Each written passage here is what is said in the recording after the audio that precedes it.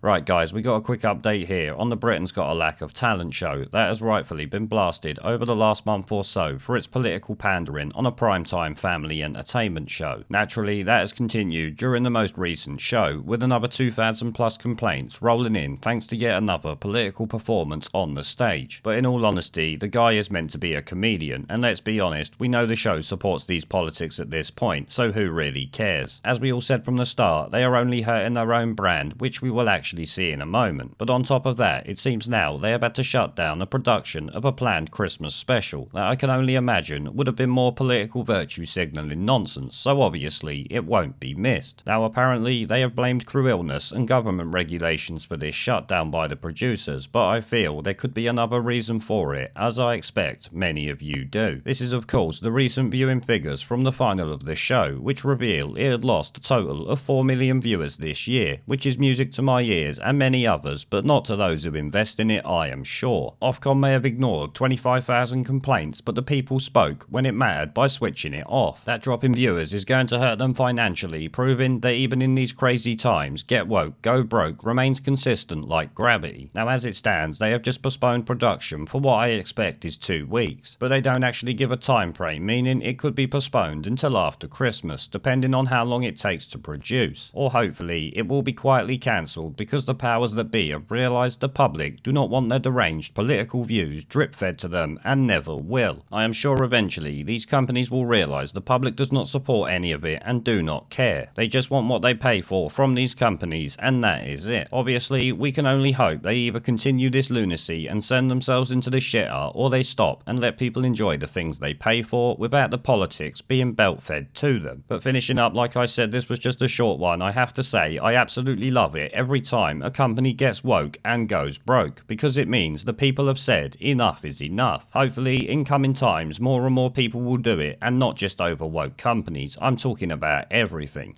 There is a pattern consistent throughout history of oppressed people turning on the oppressors, slaves against their owners, the peasantry against the feudal barons, colonies, Mr. Verhofstadt, against their empires, and that is why Britain is leaving.